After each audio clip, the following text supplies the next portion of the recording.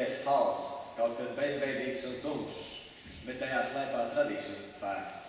No hausa radās pasaule un dievi. Tad, kad gaisma bija dzimusi, gaisma un tumsa kļuva par pretstatiem. Zeus ar saviem brāļiem Poseidonu un Aīdu sadalīja varu pār pasauli. Pat Zeus sāka valdīt debesīs, Poseidonam tika vara pār jūru, bet Aīdam tika pazeme. Zeus bija pats varenākais no dieviem, viņš bija dievu un cilvēku valdnieks. Zemam un mirstīgai sievietei Alkmēnei piedzima dēls Heraklis. Heraklis bija cilvēks ar dievišķo spēku. Argiešu vidū valdīja grāvais un skaudīgais Herakla brālēns Eiristejs. Heraklis saņēma pareģojumu. Heraklis, Argiešu strīdību un 12 gadus kalpo Eiristejam.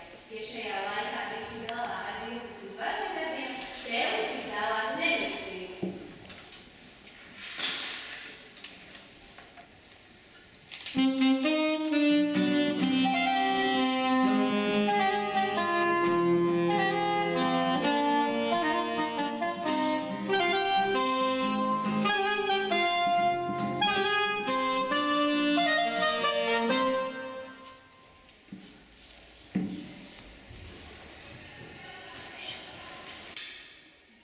Heraklis devās pie Eiristeja. Eiristejs kā pirmo varoņdarbu lika Heraklam nonāvēt Nemejas lauvu. Lauva mājoja ielajā pie Nemejas pilsētas un postīja apkārtni. Eiristejs pavēlēja Heraklam atnest lauvas ādas šķilti. Ilgi Heraklis meklēja briesmoni, līdz beidzot to atrada kādā tumšā alā. Heraklis izšāva uz to gultas, bet tās atpats atpakaļ, it kā būtu pret akmeņa atspūšās. Tad Heraklis uzbruka zvāram ar vāru. Tomēr tas arī neliktēja. Lauva kļuva aizvien liknāks. Heraklam nekas cits neatluka, kā mesties visu zvāram uzdām stiprējām rokā un to šņau, līdz tas nomira. Kad varonis ar nonāvēto lauvu ieradās pilī, Eiristejs aiz bērlēm sāka drebēt un paslēpās kustām rokā.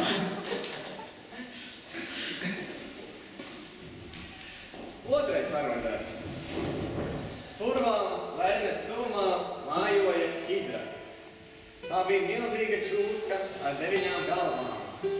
Izlīdus no purva, Hidra plosīja ganāmpulkus un postīja zemi visā apkārtnē. Eiristejs pavēlēja briesmoni iznīcināt. Ieradies Lernē, Heraklis gāja meklēt Hidru. Viņš to atrada kādā alā. Naidās varodams briesmonis metās virsū Heraklam. Bet Heraklis ar vienu kāju to piespieda pie zemes un sāka cirkt tās galvas. Viņš cirta, līdz nocirta visas 9 galvas. Un tad viņš ar savu medījumu ieradās atpakaļ pie Eiristeja. Eiristejs bija dusmīgs un neatceras no Herakla varoņdarba. Trešais varoņdarbs. Arkādijā kādā augstienē dzīvoja brīnum jauka brieža māte ar zelta ragiem. Eiristejs paziņoja Heraklam, ka viņš gribētu šo skaisto dzīvnieku, lai smodātu viņa virzes. Pie ezera, kad brieža māte mēdza nākt dzesēt lapas, Heraklis paslēpās krūmos un gaidīja. 3 reizes nakts nomainīja bija dienu, bet no brieža mātes nebija nemiņas. 4. naktī Heraklis ezera ūdenī ieraudzīja tās ēnu. Lai cik uzmanīgi Heraklis centās tuvoties brieža māti, viņa pamanīja un metās bēgt. Ilgi Heraklis skrēja tai pakaļ pāri laupkiem un cauri mežiem.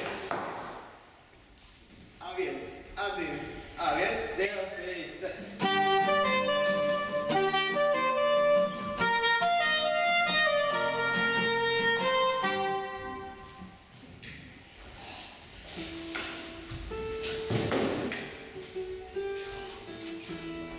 Taču ik reizi, kad Heraklis jau grasījās viņu saķert, viņa viltīgi izvairījās. Heraklis bija noguris, tad viņš apgulās un aizmiga. Niet apmīgi dievieti Atēna, kas uzsūtīja viņam šo miegu. Atēna parādījās Heraklam miegā un deva padomu. Izgatavo tīklu un nocitījāt brieža māti. Heraklis tā arī darīja. Viņš uztaisīja tīklu, novietoja to vietā, kad brieža māte dodas pie ūdens un dzina viņu tur. Brieža māte sapinās, un Heraklis aizvesta to Eiristejam. Ieraudzīdams Heraklu ar brieža māti, Eiristejs nodarbēja naidā un uzlika viņam jaunu pārbaudījumu.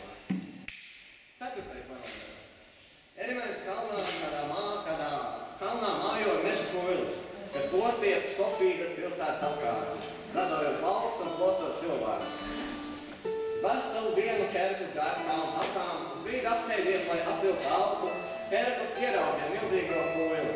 Herakls paslēpās ar milzīgu koku, pēc vērts kā vētra metās viņam virsū. Herakls skaņi kliedza un sāka sit pa vairogu. Zvērts nokījās un beigti projām uz kalna virsmu. Tur Herakls iedzina svāru dziļā sniegā un saspēja. Uzvēls to plecos, viņš atkal devās pie Ēristēja. Nākamais varoņdarbs. Vēsti par Heraklu brīnumainiem varoņdarbiem izplatījās no pilsētas uz pilsētu. Par tiem runāja gan dievi, gan cilvēki. Taču jo lielāka kļuva Herakla slava, jo skaudīgāks kļuva Ēristējs. Ēristējs pavēlēja Heraklam doties uz Elīdu pie valdnieku Augēju un iztīrīt no mēslēm viņa lopu kūtis. Augējs no sava tēva spožā saules dieva Hēlija bija mantojis milzumu daudz lopu, bet milzīgās lopu kūtis nebija tīrītas 30 gadus.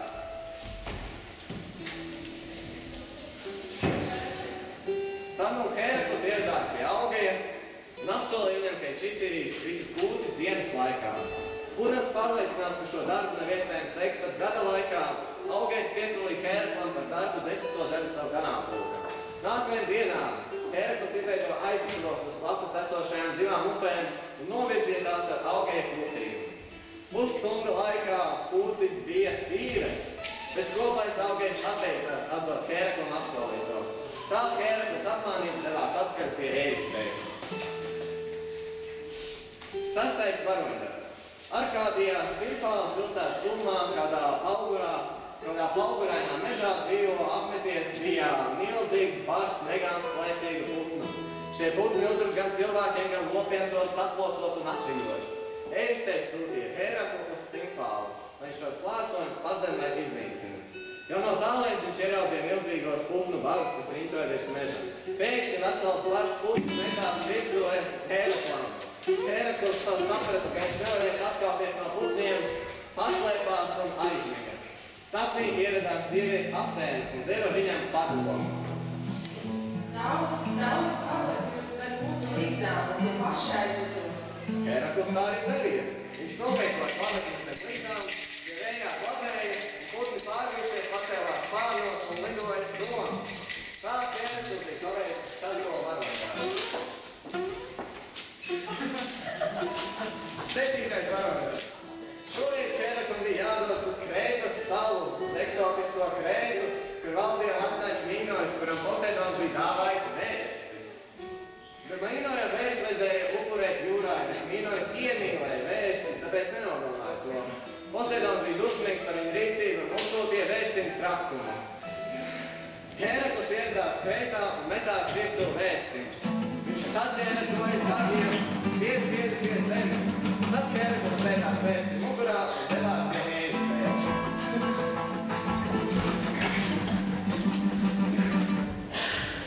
8. varoņdarbs. Katrs Herakla varoņdarbs aizvien vairāk saniknojas kaudīgo Ēristēju, jo cilvēki nemitās mitināt Heraklu. Tagad Ēristējs pavēlēja Heraklam doties uz Trāķiju, kur valdīja Diomēds.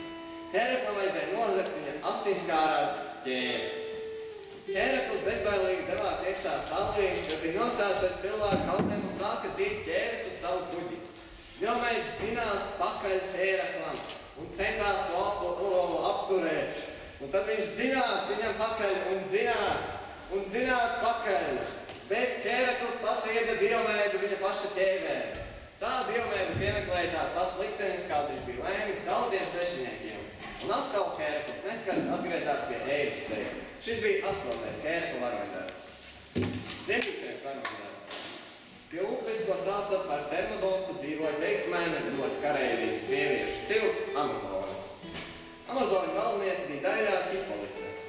Valdniecei piederēja josta, ko viņa bija dāvājis pats karadievs Areis.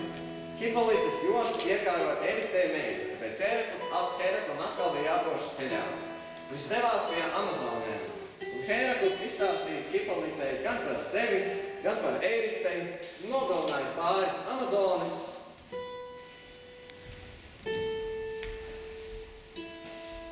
Un beigās Hipolite mierīgā ceļā atdeva viņam jostu. Un atkal viņš devās ar jostu pie Ēristēja.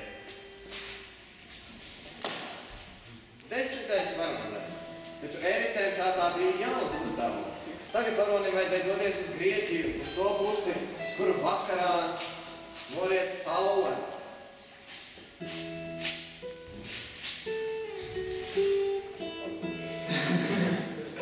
Vakarā noriet saule. Tur milzim piederēja ganāmpulks. Tad nu Heraklam bija jānosūta viss ganāmpulks.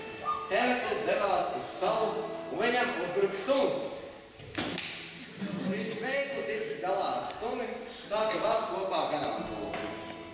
Un tad viņš devās atpakaļ pie Ēristēja. 11. varoņdarbs. Tālu pasaules malā, kur varenais Atlantis uz saviem pleciem turēja debesjumu, atradās dārzi, ko sargāja Atlanta meitas Hesperīdes.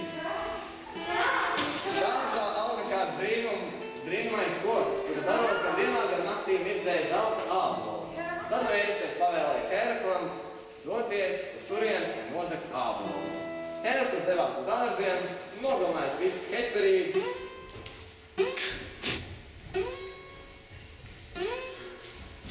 Paņēma ābolu un devās atpakaļ pie Ēristēja. 12. Pēdējais varoņdarbs. Šis bija visgrūtākais varoņdarbs. Ēristējs lika Heraklam nokāpt pazemē un iznest no turienes briesmīgo suni Kerberu. Herakls ilgi staigāja pa īdu. Tur viņš redzēja daudz paziņu, daudz ienaidnieku. Tad viņš devās pie paša ļaunā Aīda. Ja viņš notupās Aīda priekšā un runāja ar viņu. Viņš lūza, vai viņš nevarot paņemt suni. Aīds teica, ka viņš atdošot suni tad, ja Herakls viņu varēšot noķert bez ieročiem. Tā nu Herakls metās virsū Kerberam. Viņš viņu šņaudza, līdz suns padevās. Un tā nu Herakls devās atpakaļ ar visu suncīti pie Ēristēja. Un nu, Herakls bija paveicis visus 12 varoņdarbus. Un Ēristējs viņam teica: Herakl, es tevi atbrīvoju no tautības. Tu esi nevirs